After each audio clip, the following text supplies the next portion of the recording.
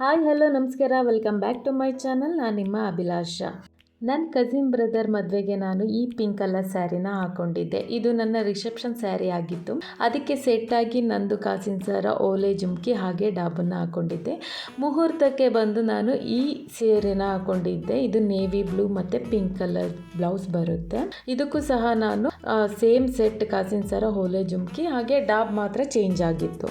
Marriage video ಮಾಡಿದಾಗಲೇ ನಾನು ಇದನ್ನು share ಮಾಡಬೇಕು ಅಂತೇಳಿ ಒಂದಷ್ಟು ಕ್ಲಿಪ್ಪಿಂಗ್ಸ್ನ ತೊಗೊಂಡಿದ್ದೆ. ಅನ್ಫಾರ್ಚುನೇಟ್ಲಿ ನನಗೆ ಮರ್ತೋಗ್ತು ಅದು. ಇದೆಲ್ಲ ಬೇರೆ ಫೋಲ್ಡರಲ್ಲಿ ಇಟ್ಕೊಂಡಿದ್ದೆ. ಸೊ ನಾನು ಹೋಗ್ಬೇಕಾದ್ರೆ ಮತ್ತೆ ಹೋಗಿ ಬಂದಾದಮೇಲೆ ಹೇಗಿತ್ತು ಅದನ್ನೆಲ್ಲ ಒಂದಷ್ಟು ಕ್ಯಾಪ್ಚರ್ ಮಾಡಿ ಇಟ್ಕೊಂಡಿದ್ದ ವಿಡಿಯೋನ ಈಗ ಶೇರ್ ಮಾಡ್ತಾ ಇದ್ದೀನಿ. ಮದುವೆಗೆ ಹೋಗೋಕ್ಕೆ ಮುಂಚೆ ಎಲ್ಲನೂ ನೀಟಾಗಿ ಎತ್ತಿಟ್ಕೊಂಡಿದ್ದೆ. ಬಂದಾದಮೇಲೆ ಈ ಥರ ಮೆಸ್ಸಿ ಆಗಿ ಇತ್ತು.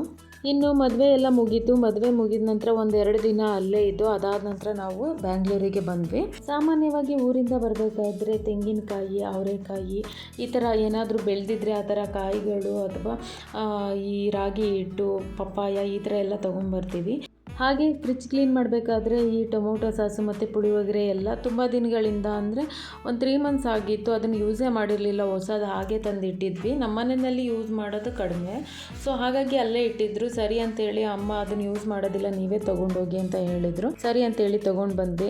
ಹಾಗೆ ತೊಗರಿಕಾಯಿ, ಹೂವುಗಳು ಮತ್ತು ಸೊಪ್ಪು, ಈ ಪಪಾಯ ಎಲ್ಲ ತೊಗೊಂಡು ಬಂದಿದ್ವಿ. ಊರಿಂದ ಬರಬೇಕಾದ್ರೆ ಯಾವಾಗಲೂ ಇದೇ ಥರ ಪ್ಯಾಕ್ ಮಾಡಿಕೊಂಡೇ ಬಂದಿರ್ತೀವಿ. ಇಲ್ಲಿಂದ ಹೋಗ್ಬೇಕಾದ್ರೆ ಸ್ವೀಟು, ಹಣ್ಣುಗಳು ಈ ಥರ ತೊಗೊಂಡೋದ್ರೆ, ಆ ಕಡೆಯಿಂದ ಬರಬೇಕಾದ್ರೆ ತರಕಾರಿ, ಸೊಪ್ಪು ಈ ಥರ ಕಾಮನ್ ಆಗಿ ಎಲ್ಲರ ಮನೇಲೂ ಆಗ್ತಾ ಇರುತ್ತೆ ಅಂತ ನಾನು ಅನ್ಕೊತೀನಿ. ನಾನು ಕಾಮನ್ ಆಗಿ ನೋಡಿದ್ದೀನಿ ಕೂಡ. ಇನ್ನು ನಾವು ಅವತ್ತು ಹೊರಟಿದ್ದು 6 ಗಂಟೆ ಆಗಿತ್ತು. ಇಲ್ಲಿ ಬರೋ ವರ್ಷದಲ್ಲಿ ತುಂಬ ಲೇಟೇ ಆಗಿತ್ತು, ಟ್ರಾಫಿಕ್ ಇದ್ದ ಕಾರಣ. ಸರಿ ಅಂತ ಹೇಳಿ ಫಟಾಫಟ ಅಂತ ಹೇಳಿ ಒಂದು ನುಗ್ಗೆ ಸೊಪ್ಪಿನ ಉಪ್ಸಾರು ಮಾಡೋಣ ಅಂತ ಹೇಳಿ ಮಾಡ್ತಾ ಇದ್ದೀನಿ. ನುಗ್ಗೆ ಸೊಪ್ಪು ಬಿಡಿಸ್ಕೊಂಡು ಆಲ್ಮೋಸ್ಟ್ ನಾನು ಯಾವಾಗಲಾದರೂ ಈವ್ನಿಂಗ್ ಬಂದರೆ ಇದೇ ಉಪ್ಸಾರನ್ನ ಮಾಡಿರ್ತೀನಿ. ಯಾಕೆಂತಂದರೆ ನುಗ್ಗೆ ಸೊಪ್ಪು ಪ್ರತಿ ಸರಿ ತೊಗೊಂಡ್ಬಂದಿರ್ತೀನಿ ನಾನು. ಅದಕ್ಕೆ ನುಗ್ಗೆ ಸೊಪ್ಪು ತಿನ್ನೋದ್ರಿಂದ ನಮ್ಮ ಆರೋಗ್ಯಕ್ಕೆ ಒಳ್ಳೇದು ಅಂತ ಹೇಳ್ತಾರೆ. ನಮ್ಮ ದೊಡ್ಡಮ್ಮ ಅವರು ಕೂಡ ಅದನ್ನೇ ಹೇಳ್ತಾ ಇದ್ರು. ನುಗ್ಗೆ ಸೊಪ್ಪನ್ನ ಪುಡಿ ಮಾಡಿ ಅದನ್ನ ಒಂದು ಚಿಟಿಕೆ ಆಗುವಷ್ಟು ಡೈಲಿ ತಿಂತಾ ಬಂದ್ರೆ ಮಂಡಿ ನೋವೆಲ್ಲ ಕಡಿಮೆ ಆಗುತ್ತೆ ಅಂತ ಹೇಳ್ತಾ ಇದ್ರು. ಇದರಲ್ಲಿ ತುಂಬಾ ಕಬ್ಬಿಣಾಂಶ ಇದೆಯಂತೆ. ಸೊ ಹಾಗಾಗಿ ನಾವು ವಾರಕ್ಕೆ ಒಂದ್ಸರಿ ಅಥವಾ 15 ದಿನಕ್ಕೆ ಒಂದ್ಸರಿ ಆದ್ರೂ ನುಗ್ಗೆ ಸೊಪ್ಪು ತಿನ್ನೋದು ನಮ್ಮ ಆರೋಗ್ಯಕ್ಕೆ ಒಳ್ಳೇದು ಅಂತ ಹೇಳ್ತಾರೆ. ಬೇಳೆನ ಬೇಯೋದಕ್ಕೆ ಅಂತ ಇಟ್ಟು ನಾನು ಒಂದ್ ಕಡೆ ಸೊಪ್ಪೆಲ್ಲ ಬಿಡಿಸ್ಕೊಂತಾ ಇದ್ದೀನಿ. ಈ ಸೊಪ್ಪನ್ನ ನಾನು 4-4:30 ಅಷ್ಟರಲ್ಲೆಲ್ಲ ಮರದಿಂದ ಕಿತ್ತಿದ್ದೆ. ಹಾಗಾಗಿ ಎಲೆ ಎಲ್ಲ ಉದ್ರೋಗಿತ್ತು ಸ್ವಲ್ಪ. ಇನ್ನು ಉಳಿದಿದ್ದೆಲ್ಲ ನಾನು ನೀಟಾಗಿ ಬಿಡಿಸ್ಕೊತಾ ಇದ್ದೆ. ಬಿಡಿಸಿದ ನಂತರ ಅದನ್ನ ನೀಟಾಗಿ ತೊಳೆದು ಏನು ಬೇಯೋದಕ್ಕೆ ಅಂತ ಬೇಳೆ ಇಟ್ಟಿದ್ದೆ ಅದರೊಳಗಡೆನೆ ಸೊಪ್ಪನ್ನು ಕೂಡ ಹಾಕಿ ನಾನು ಲಿಡ್ ಕ್ಲೋಸ್ ಮಾಡಿ ವಿಜಿಲ್ ಕೂಗ್ಸಕ್ಕೆ ಇಡ್ತಿದ್ದೀನಿ. ನೈಟ್ ಟೈಮಲ್ಲಿ ಈ ಥರ ಲೈಟಾಗಿ ಉಪ್ಸಾರು ಅಥವಾ ಏನಾದರೂ ಪ್ಲೇನ್ ಆಗಿ ತಿಂದರೆ ನಾವು ಆರಾಮಾಗಿ ನಿದ್ದೆ ಮಾಡ್ಬೋದು. ಹೆವಿಯಾಗಿ ತಿಂದರೆ ನಿದ್ದೆಗೆ ಸ್ವಲ್ಪ ಕಷ್ಟ ಅನಿಸುತ್ತೆ. ಇನ್ನು ಸೊಪ್ಪಿನ ಜೊತೆ ಹಾಗೆ ಈರುಳ್ಳಿನೂ ಸಹ ನಾನು ಕಟ್ ಮಾಡಿ ಹಾಕಿದ್ದೀನಿ. ಸ್ವಲ್ಪ ಕಾಯಿ ತುರಿನೂ ಕೂಡ ಹಾಕಿದ್ದೀನಿ. ಎಲ್ಲ ಹಾಕಿದ ನಂತರ ನಾನು ರುಚಿಗೆ ತಕ್ಕಷ್ಟು ಉಪ್ಪು ಹಾಕಿ ಬೇಯೋದಕ್ಕೆ ಅಂತ ಇಡ್ತಾ ಇದ್ದೀನಿ. 1 ವಿಜಿಲ್ ಅಥವಾ 2 ವಿಜಿಲ್ ಕೂಗಿಸ್ಕೊಂಡ್ರೆ ಸಾಕಾಗುತ್ತೆ. ಅದು ವಿಜಿಲ್ ಬರೋವರೆಗೂ ನಾನು ಏನಾದರೂ ತಿನ್ನೋಣ ಅಂತ ಹೇಳಿ ತಿಂತಾ ಇದ್ದೀನಿ. ಊರಿಂದ ಲಡ್ಡು ಮತ್ತೆ ಚಕ್ಲಿನ ತಗೊಂಡು ಬಂದಿದ್ದೆ, ಅದನ್ನ ತಿಂತಾ ಇದ್ದೀನಿ. ಚಕ್ಲಿ ನಮ್ಮ ಅತ್ತೆ ಯಾವಾಗಲೂ ಮಾಡ್ತಾನೆ ಇರ್ತಾರೆ.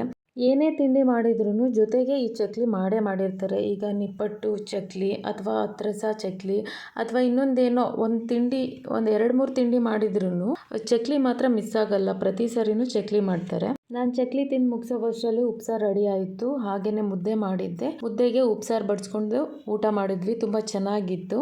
ಕೆಲವೊಂದ್ಸರಿ ಈ ಥರ ಉಪ್ಸಾರು ಊಟ ಕೂಡ ತುಂಬ ಚೆನ್ನಾಗಿ ಆಗುತ್ತೆ. ಯಾವಾಗ ಅಂತ ಹೇಳಿದ್ರೆ ನಾವು ಬ್ಯಾಕ್ ಟು ಬ್ಯಾಕ್ ಹೆವಿ ಊಟನೇ ಮಾಡ್ತಾ ಇರ್ತೀವಿ. ಈ ಫಂಕ್ಷನ್ಗಳಲ್ಲಿ ಈ ಥರ ಲೈಟ್ ಊಟ ಮಾಡೋದನ್ನೇ ಮರ್ತ್ಕೊಂಡ್ಬಿಟ್ಟಿರ್ತೀವಿ. ಆವಾಗ ಈ ಥರ ಮಸಾಲೆ ಇಲ್ದಿರ ಈ ಥರ ಲೈಟಾಗಿ ಊಟ ಮಾಡಿದಾಗ ತುಂಬ ಚೆನ್ನಾಗಿ ಅನಿಸುತ್ತೆ. ಮನಸ್ಸಿಗೆ, ದೇಹಕ್ಕೆ ಕೂಡ ಒಂಥರ ಉಲ್ಲಾಸ ಅಂತ ಅನಿಸುತ್ತೆ. ಒಂದ್ಸಲಿ ಟ್ರೈ ಮಾಡಿ ನೋಡಿ. ಇನ್ನು ಇದು ನೆಕ್ಸ್ಟ್ ಡೇ ಮಾರ್ನಿಂಗು. ಅವತ್ತಿನ ದಿನ ಒಂದಷ್ಟು ತರಕಾರಿ ಆರ್ಡ್ರ್ ಮಾಡಿದ್ದೆ, ಅದು ಬಂದಿತ್ತು. ಆಬ್ವಿಯಸ್ಲಿ ತರಕಾರಿ ಎಲ್ಲ ಖಾಲಿಯಾಗಿತ್ತು. ಊರಿಂದ ಬಂದಿದ್ದೆ, ಏನೂ ಇರಲಿಲ್ಲ. ಹಾಗೆ ಹಾಲು ತರಕಾರಿ ಎಲ್ಲ ಆರ್ಡರ್ ಮಾಡಿದ್ದು ಬಂದಿತ್ತು. ಅದನ್ನೆಲ್ಲ ಚೆಕ್ ಮಾಡಿ ಇಟ್ಕೊತಾ ಇದ್ದೀನಿ. ರಾತ್ರಿ ಮಲಗಿದ್ದು ಲೇಟು, ಬೆಳಗ್ಗೆ ಎದ್ದಿದ್ದು ಲೇಟು. ಹಾಗಾಗಿ ನಾವೇ ಹೋಗಿ ತೊಗೊಂಬರೋ ಅಷ್ಟರಲ್ಲಿ ಲೇಟ್ ಆಗುತ್ತೆ ಅಂತ ಹೇಳಿ ಇದನ್ನೆಲ್ಲ ಆರ್ಡ್ರ್ ಮಾಡ್ಕೊಂಡ್ವಿ. ಹೇಗಿದ್ರು ಲೇಟ್ ಆಗಿದೆ, ತಿಂಡಿನೇ ಆರ್ಡ್ರ್ ಮಾಡ್ತೀನಿ ಅಂತ ಹೇಳಿದರು. ಬಟ್ ನನಗೆ ಯಾಕೋ ಇಷ್ಟ ಆಗಿಲ್ಲ. ಸ್ವಲ್ಪ ಲೇಟ್ ಆದರೂ ಪರವಾಗಿಲ್ಲ, ಮನೆಯಲ್ಲೇ ಅಡುಗೆ ಮಾಡಿ ಊಟ ಮಾಡೋದು ಬೆಟರು ಅಂತಂತ ಅನಿಸುತ್ತೆ. ಈಗೇನೋ ನನಗೆ ಕೆಲಸ ಇತ್ತು, ಮೀಟಿಂಗ್ ಇತ್ತು ಅಥವಾ ಇನ್ನೇನೋ ಕೆಲಸ ಇದ್ದು, ಹೌದು ನನಗೂ ಆಗ್ತಾ ಇಲ್ಲ ಅಂತಂದಾಗ ಹೋಟೆಲಲ್ಲಿ ತರಿಸೋದು ಒಳ್ಳೇದಿರುತ್ತೆ. ಮಾಡೋಕ್ಕೇನು ತೊಂದರೆ ಇಲ್ಲ, ಆರಾಮಾಗಿ ಮನೆಯಲ್ಲೇ ಇದ್ದೀನಿ ಅಂತಂದಮೇಲೆ ಒಂದು ಸ್ವಲ್ಪ ಲೇಟ್ ಆದರೂ ಪರವಾಗಿಲ್ಲ, ಮಾಡ್ಕೊಳ್ಳೋಣ ಅಂತ ನನಗನ್ಸುತ್ತೆ. ನಿಮ್ಗೆ ಏನು ಅನಿಸುತ್ತೆ ಅಂತ ಹೇಳಿ ಕಮೆಂಟ್ ಮಾಡಿ. ಹಾಗೆ ಇಲ್ಲಿ ಹಾಲಿನ ಪ್ಯಾಕೆಟ್ನ ತೊಳೆದ್ಬಿಟ್ಟು ಅದಾದ ನಂತರ ನಾನು ಹಾಲನ್ನ ಕಾಯೋದಕ್ಕೆ ಅಂತ ಇಡ್ತಾ ಇದ್ದೀನಿ. ಈ ರೀತಿ ಪ್ಯಾಕೆಟ್ನ ತೊಳೆಯೋದು ನಮ್ಮ ಅತ್ತೆಯವರು ಹೇಳ್ಕೊಟ್ಟಿದ್ದು. ಈ ಕರೋನಾ ಟೈಮಲ್ಲೇ ನಾನು ಮದುವೆ ಆಗಿದ್ದು. ಆ ಟೈಮಲ್ಲಿ ಅವರು ಅದೇ ರೀತಿ ಮಾಡ್ತಿದ್ರು. ನಮ್ಮ ಮನೆಯಲ್ಲೂ ಹಸು ಇತ್ತು. ಸೊ ಹಾಗಾಗಿ ನಂಗೆ ಗೊತ್ತಿರಲಿಲ್ಲ ಈ ಪ್ಯಾಕೆಟ್ ತರೋದು ಅಥವಾ ಅದನ್ನು ತೊಳೆಯೋದು ಅದೇನೂ ಗೊತ್ತಿರಲಿಲ್ಲ. ಮೊದಲು ಈ ಥರ ಪ್ಯಾಕೆಟ್ ಹಾಲು ಕುಡಿಯೋದಕ್ಕೆ ಕಷ್ಟ ಆಗ್ತಿತ್ತು. ಯಾಕೆ ಅಂತಂದರೆ ಡೈಲಿ ಫ್ರೆಶ್ ಆಗಿರೋ ಹಾಲನ್ನೇ ಕುಡಿತಿದ್ವಿ ಬೆಳಗ್ಗೆ ಸಾಯಂಕಾಲ. ಇವಾಗ ಈ ಥರ ಪ್ಯಾಕೆಟ್ ಹಾಲು ಕುಡಿಯೋದು ಅಭ್ಯಾಸ ಆಗಿಬಿಟ್ಟಿದೆ. ಇದೇ ಥರ ಲೈಫು ಕೂಡ ನಾವು ಹೆಂಗೆ ಅಭ್ಯಾಸ ಮಾಡ್ಕೊಂಡಿರ್ತೀವಿ, ಯಾವ್ಯಾವ ರೀತಿ ಇರ್ತೀವಿ ಅದೇ ಥರ ಹೊಂದ್ಕೊಂಡು ಹೋಗ್ತಾನೆ ಇರ್ತೀವಿ. ಇನ್ನು ಬೆಳಗ್ಗೆ ಹಾಲು ಕಾಯಿಸೋವರೆಗೂ ನಾನು ವಿಡಿಯೋ ಮಾಡಿದ್ದಾಯಿತು. ಅದಾದ ನಂತರ ನಾನು ತುಂಬ ಬ್ಯುಸಿ ಆಗಿಬಿಟ್ಟೆ. ಎದ್ದಿದ್ದೆ ಲೇಟ್ ಆಗಿದ್ದರಿಂದ ತಿಂಡಿ ಮಾಡೋದು ಮತ್ತು ಮನೆ ಕೆಲಸ ಎಲ್ಲ ಮಾಡೋದು ತುಂಬ ಇತ್ತು. ಹಾಗಾಗಿ ವಿಡಿಯೋ ಮಾಡೋದಕ್ಕೆ ಹೋಗಿಲ್ಲ. ಇನ್ನು ಈವ್ನಿಂಗು ನಾನು ಸಂಚಿತ್ ವಾಕಿಂಗ್ಗೆ ಅಂತ ಹೋಗಿದ್ವಿ. ಹಾಗೆ ದಾರಿನಲ್ಲಿ ಅವನು ಫ್ರೆಂಚ್ ಫ್ರೈ ಬೇಕು ಅಂತೇಳಿ ಹಠ ಮಾಡ್ತಾ ನಿಂತ್ಕೊಂಡ್ಬಿಟ್ಟ. ನಾನು ನಂತರ ಅವರಿಗೆ ಕಾಲ್ ಮಾಡಿದೆ, ಈ ಥರ ಹಠ ಮಾಡ್ತಾ ಇದ್ದಾನೆ ಅಂತೇಳಿ. ಅವ್ರು ಗಾಡಿ ತಗೊಂಡು ಬಂದ್ರು. ಸರಿ ಆಯ್ತು ಹೋಗೋಣ ಅಂತೇಳಿ ಕರ್ಕೊಂಡು ಹೋದ್ರು. ಇಲ್ಲೇ ಹತ್ರ ನಮ್ಮ ಏರಿಯಾದಲ್ಲಿ ದೇಸಿ ಪಿಜ್ಜಾ ಅಂತ ಹೇಳಿ ಒಂದು ಶಾಪ್ ಇದೆ. ಆ ಶಾಪಿಗೆ ಹೋಗಿದ್ದೆ. ಅಲ್ಲಿ ನಾರ್ಮಲ್ ಆಗಿ ಅವನು ಫ್ರೆಂಚ್ ಫ್ರೈ ಮತ್ತೆ ಸ್ಮೈಲಿಸ್ ಇಷ್ಟಪಡ್ತಾನೆ ಅಂತೇಳಿ ಅವನಿಗೆ ತಗೊಂಡ್ವಿ. ಮತ್ತೆ ನಾವು ಪಿಜ್ಜಾ ತಿನ್ನೋಣ ಅಂತ ಅನ್ಕೊಂಡ್ವಿ. ಸೊ ಹಾಗಾಗಿ ತಗೊಂಡ್ವಿ. ಸಂಚಿತ್ ಪಿಜ್ಜಾ ತಿನ್ನಲ್ಲ, ಯಾವಾಗ್ಲೂ ತಿನ್ನೋದಿಲ್ಲ. ಅವನು ಟ್ರೈ ಮಾಡಿದೀವಿ ಎಷ್ಟೋ ಸರಿ ತಿನ್ಸೋಣ ಅಂತ ಹೇಳಿ, ಅಟ್ಲೀಸ್ಟ್ ಟೇಸ್ಟಿಗೆ ಇದನ್ನಾದ್ರೂ ತಿನ್ನಲಿ ದಪ್ಪ ಆಗಲಿ ಅಂತ ಹೇಳಿ ನಾವು ಟ್ರೈ ಮಾಡಿದ್ದೀವಿ. ಬಟ್ ಅವನು ಇಷ್ಟನೇ ಪಡೋದಿಲ್ಲ.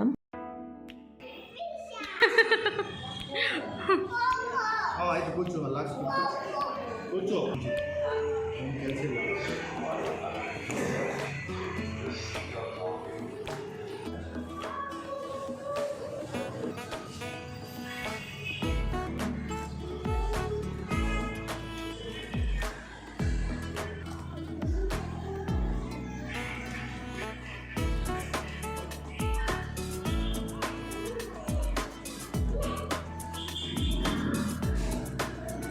ನಾವು ಬೇಗ ತಿನ್ಕೊಂಡು ಸಂಜೆ ತಿನ್ನಲಿ ಅಂತ ವೆಯ್ಟ್ ಮಾಡ್ತಾ ಇದ್ವಿ. ಸಂಜೆ ತಿನ್ನೋದು ತುಂಬ ಲೇಟ್ ಆಗ್ತಾ ಇತ್ತು. ಖಾರ ಅಂತ ಹೇಳ್ತಾ ಇದ್ದ ಲಾಸ್ಟಲ್ಲಿ. ಸೊ ಹಾಗಾಗಿ ನಾವು ಅದನ್ನು ಪಾರ್ಸಲ್ ಮಾಡಿಸ್ಕೊಂಡ್ವಿ. ಸರಿ ಹಾಗೆ ಬರ್ತಾ on the way ice cream ತೊಗೊಂಡು ತಿನ್ಕೊಂಡು ಮನೆಗೆ ರಿಟರ್ನ್ ಆದ್ವಿ. ಇದಾಗಿತ್ತು ಇವತ್ತಿನ ವಿಡಿಯೋ. ಈ ವಿಡಿಯೋ ಏನಾದರೂ ನಿಮಗೆ ಸ್ವಲ್ಪ ಇಷ್ಟ ಆಗಿದ್ದಲ್ಲಿ ಒಂದು ಲೈಕ್ನ ಕೊಡೋದನ್ನು ಮರಿಬೇಡಿ. Thank you.